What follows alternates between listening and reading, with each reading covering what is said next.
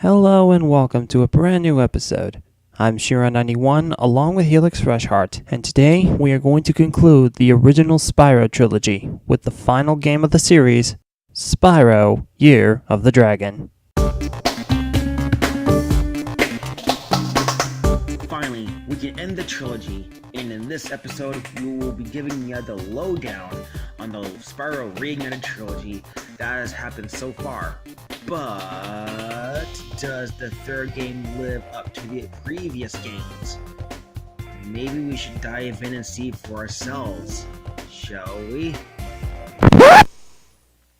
Short, sweet, and to the point. Okay then. So let's just go ahead and dive in this little rabbit hole as we play Spyro Year of the Dragon for the PlayStation 1.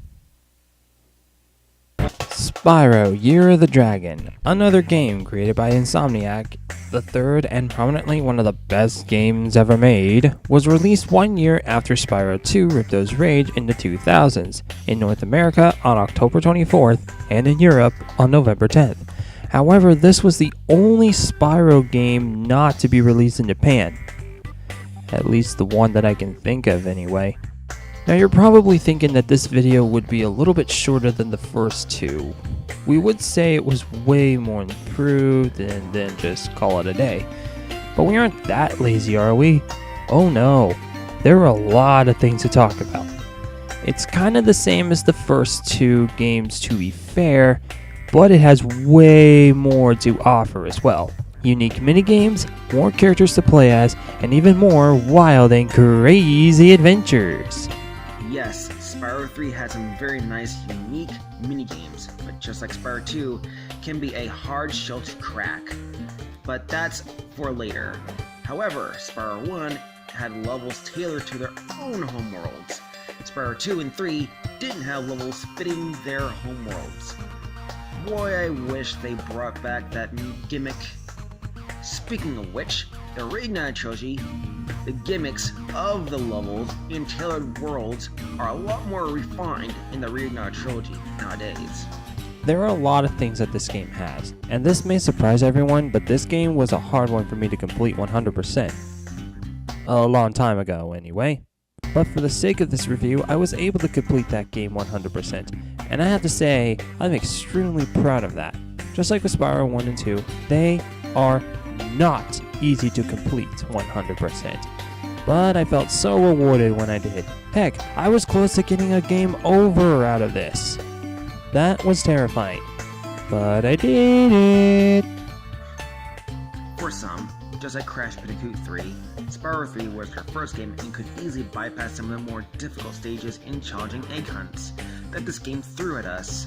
I unfortunately started with Spyro 1, so going through Spyro 3 was no bed of roses, plus I was dense of what to actually do. So if you're going to 100% the game, you might want to keep your wits about ya.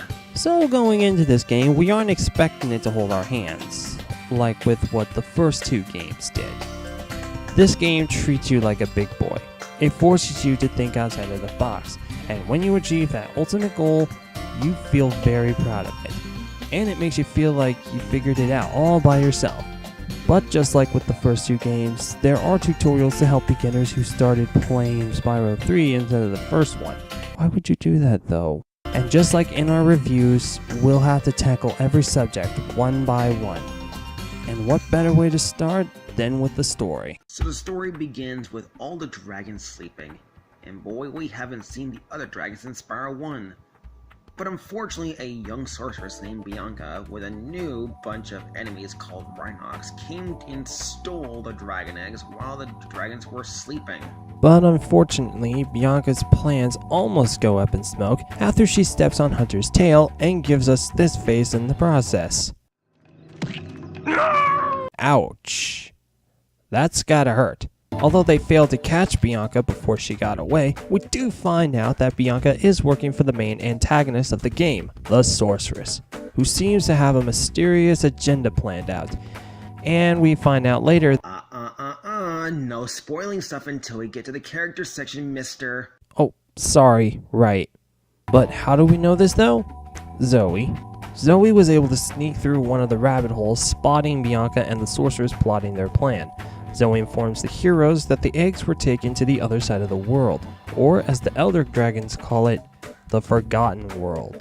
It's up to Spyro and Hunter to jump down the rabbit hole and head down to Wonderland, Forgotten World, get back all of the dragon eggs that were stolen, and bring them back to the Dragon World safe and sound, while learning the true meaning of friendship.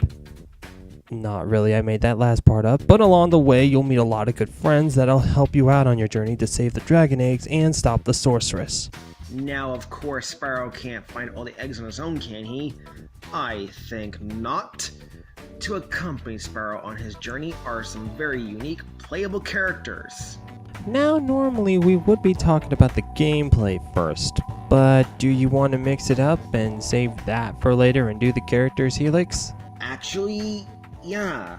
I think it will be best without me just jumping the gun. Good call. Spyro once again is here, and he's not alone. Along with Spyro are Sparks, his dragonfly companion, Sheila, a kangaroo with a really strong jumping ability, Sergeant Bird, a penguin who is a military soldier, Bentley the Yeti, who is surprisingly intelligent and British, Agent 9, a laser handgun wielder, and Hunter, Spyro's new BFF and Helix's boyfriend.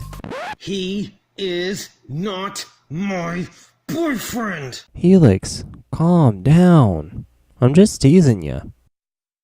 Has he asked you out yet, though? Stop talking! Can I have a break?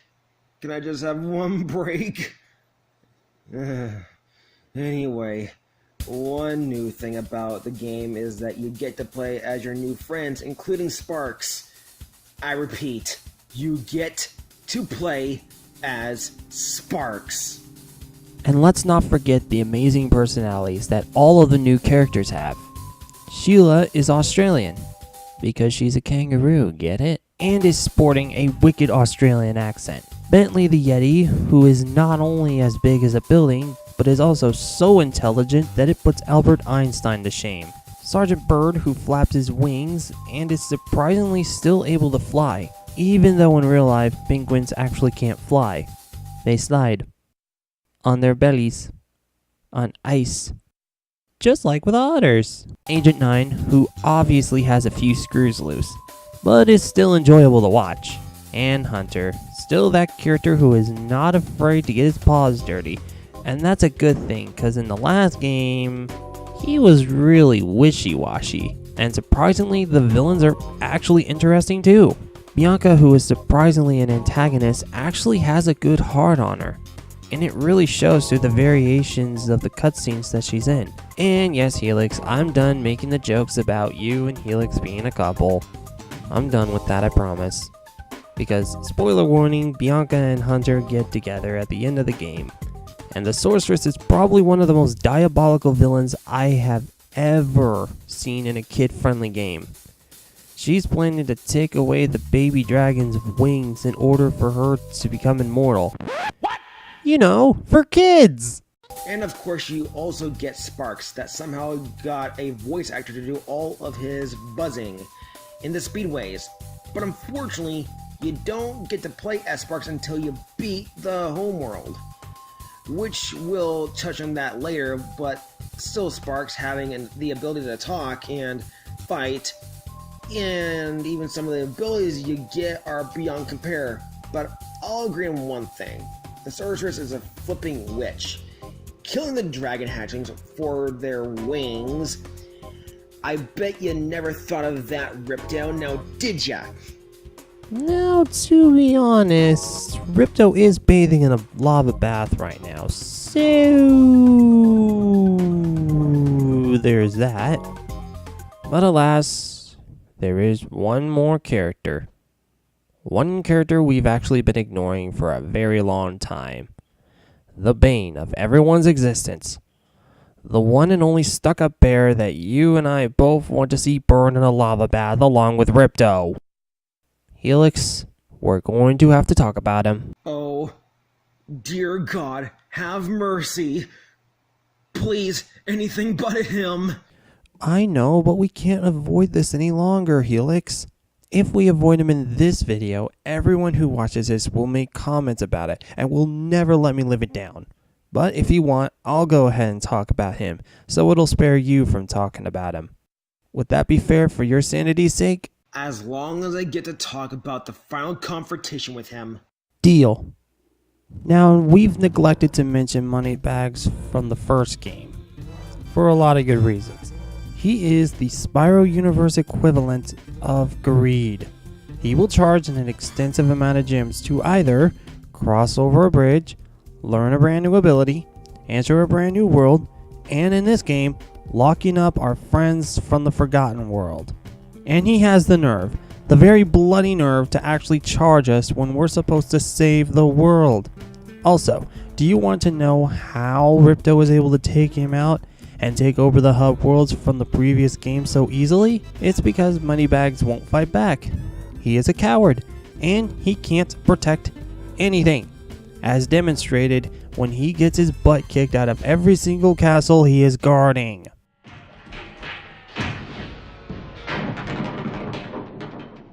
You're fired. Now, finally, I get to talk about something that you get to do after you beat the sorceress for the first time. On the homeworld, Midnight Mountain, you go to the connecting bridge between Crystal Islands and Desert Ruins, and you get to see Moneybags for the last time. But he's going to be a heartless son of a nub, and try to head back to Avalar to sell the last dragon egg in the main portion of the game. This is where my fun really starts. You finally get to take your revenge, your sweet, lovely revenge on Moneybags as he tries to run away from you. You get to flame and headbutt his rear end to submission, force him to cough up all the gems you spent on this crybaby, and as well as another dragon egg.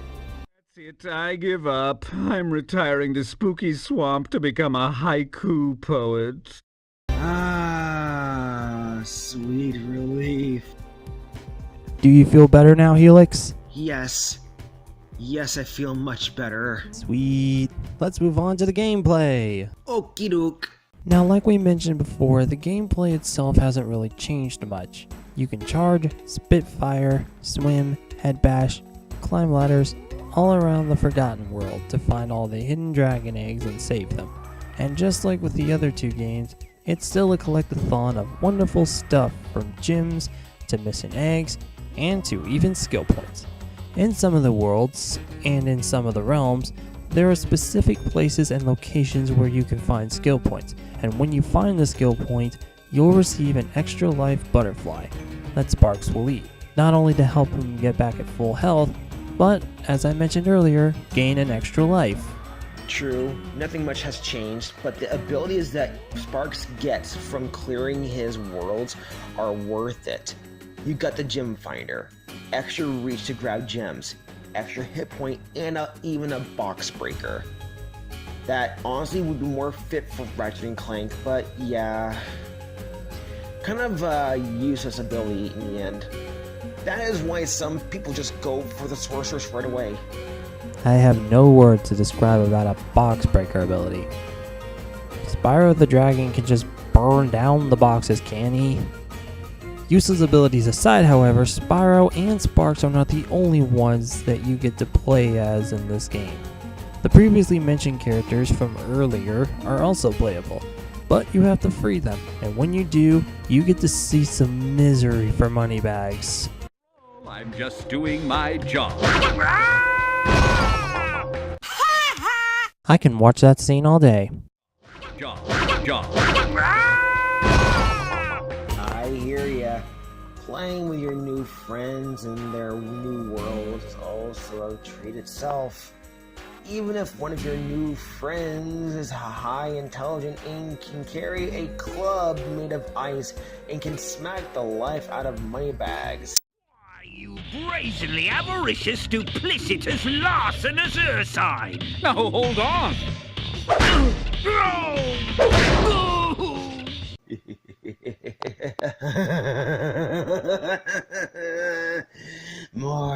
More, you shall burn, Moneybags. Aside from the other characters that you get to play as in the game, there are also some interesting minigames in there too, and they're all really fun. Sometimes, including Tony Hawk's Pro Skater, Spyro Edition. You even get to ride a submarine, the Super Fly and Flame combo returns, the Thieves return stealing dragon eggs, heck even at one point you get to play as Sergeant Bird in Enchanted Towers. In the main stage itself, there is even a point where you get to go down slides and ride a hovercraft in Haunted Tomb. All of the minigames are loads of fun, but there are some that aren't easy, and when you finally complete that minigame, it makes you want to scream out, "Yes!" And I was like that every time I completed certain minigames. But this game really tested my own gaming skills, and it made me a much better gamer out of it. And then there are the simple things in life that just make me want to chuckle when I intentionally decide to fail at that minigame. Like the second game, the minigames can be fun, but also mind-numbing. Some of the minigames might include the following: the Supercharge, some of the animal friends in certain levels, the Speedways, but one in particular is infamous for its frustrating attempts: the Bomb Guy Challenge in Spooky Swamp. I hate. At least I was the one who had to play through the whole game in order to get the footage. But Helix is right, some of the minigames can be fun, but mind-numbingly frustrating as well. And out of all of the minigames, there was one I really could not stand. The one I hated so much, I honestly wanted to throw my controller out the window, cussing like a sailor. Demolition Competition from the Haunted Tomb level. Jeez, the way you have to steer and control the hovercraft was very frustrating, and I hated every single minute of it. I wanted to get that done and over with, if anything. I think this tops off as one of my least favorite minigames, along with the Crystal Popcorn Challenge from Spyro 2. At least there, you don't lose lives. But overall, when I did beat that minigame, I was pretty proud of myself, so there was that. Yay me. Honestly, that's not even the hardest one. The hardest and most rage-inducing is the Sled Border Challenge in the Super Bonus Round World. And I'm just gonna shut my face about that one, because I might just scream. But still, nonetheless, some of the challenges are a good way to test to see if you have what it takes, as Spyro 3 is for more advanced players. So after you defeat the sorceress, collect all of the gems, and collect all of the dragon eggs, wow, serious deja vu, you finally beat the game. Or do you? When you actually defeat the sorceress, not only are you able to regain the gems that Moneybags has taken from you, but you can also get the egg that he was about to sell off, allowing you to enter the awesome level where Bianca reveals that the sorceress has been hoarding treasure, and she says you can have it all. But when you collect all of the treasures along with all of the eggs that you might have missed in the game, you get to face the sorceress again? Insert M. Night Shyamalan, what a twist plot point here. Some of the Super Bonus Round World challenges are hard to swallow, but at least you are rid of the sorceress and finally hunter can get a girl in the room and leave me alone. Did I forget Flying Sheep? You get to shoot them Flying Sheep before fighting the sorceress again.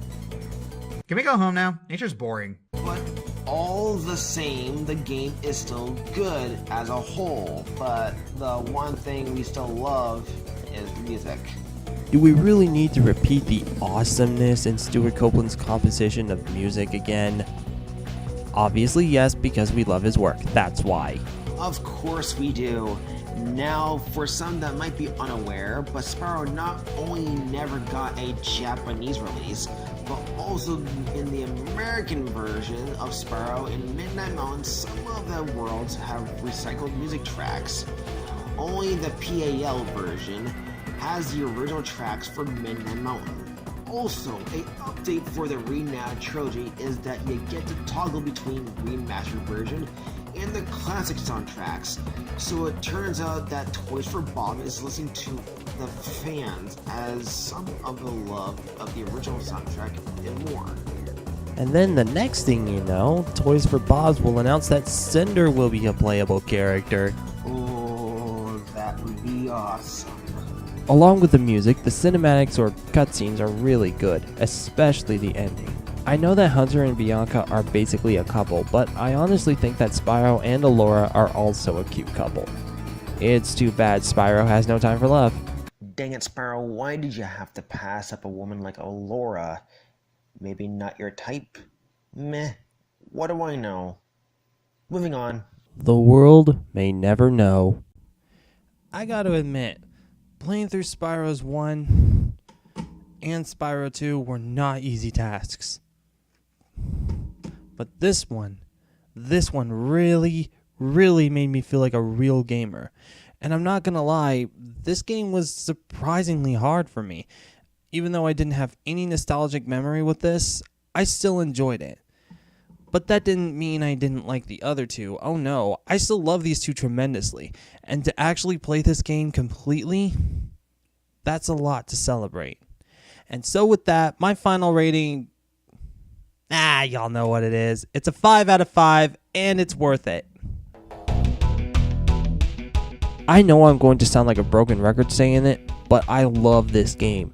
In fact, I would even go so far to say that I love Spyro Year of the Dragon way more than I do the other two games. Even though I didn't have a strong nostalgia of the third installment of the game, I could be proud to say that I was glad I came back to this game. It took months and months, but in the end, I was able to summon up the courage to take on this game head on and really show how I can actually handle this. And I know I'm not the only one who thinks that this game is awesome, aren't I? Nope, I agree 100%. To me, this is one of the games that I put my brain up as deadweight, as the challenges got brutal, but overall the game is doable. I know that some of the soundtracks are missing, but look past all that, and just like if you were playing the original Doom, this is not, if not the most cathartic, enjoyable game to ever hit the market. But just like with the first two games, Spyro Year of the Dragon is not a cheap game. I was lucky to get mine off of eBay through an auction. But if you're lucky enough to find this online for a very reasonable price, it is well worth it. But the smartest option would be buying the PSN version of all three games that are worth $9.99 each. These games are a timeless classic for a reason. They made me feel like a kid on an amazing adventure. I don't really think we need to say anything else about it, if it hasn't been said already.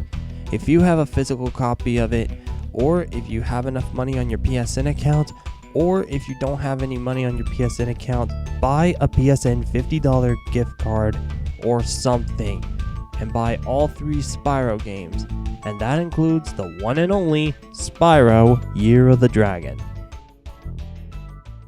And with that, all three Spyro games are complete. The first one was kind of easy to do, but overall it was still a fun experience. Spyro 2 was a little more entertaining along with amazing gameplay. Still my personal favorite as a child, but now I'm older, I still appreciate this game. And Spyro 3, the one game that really pushed me into being a real gamer. This game really separates the men from the boys, and I was glad I was able to do this. And I was glad I wasn't alone. Once again, thank you Helix for helping me out on this wonderful adventure. Sorry you weren't able to do the first game with me. No problem. I'm always here to offer my services to ya, anytime, anywhere. And a big thank you to everybody else who has watched throughout this entire trilogy. And now I can finally go off and play the Spyro Reunited trilogy. Oh wait, it got delayed. Oh man, after so long, all three classic Spyro games are done. Thank you all so much for watching the videos, and I hope you all enjoyed this one too. If you did like it, please make sure you subscribe to my channel, and please click on that notification bell to let you all know when videos are coming out. Also, I have a Facebook, Twitter, and Twitch. Links will be in the description below. And now, I have a Patreon page you all can check out too if you want. And once again, a big huge thank you to Helix RushHeart for joining me on this final part of the adventure of mine. I know there are more out there in the future, but I know I'm not alone. Before we sign out and everything, Helix, do you have anything you want to say before we end this? Thank you all for watching. If you do, smash that like button and show Shiron some love.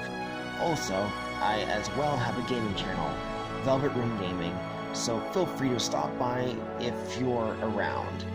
Also, don't forget to hit both our notification bells, and if you want, you can even follow me on Facebook, Twitter, Twitch, and join my Discord server, and also support me on Patreon. Again, everybody, thank you so much for following me on this wonderful journey down the rabbit hole of the Spyro the Dragon series, and I hope you guys can enjoy the rest of the videos I have planned. But in the meantime, I'm Shiron91, And I'm Helix RushHeart. and we all hope to see you on the next episode. Happy gaming, everybody!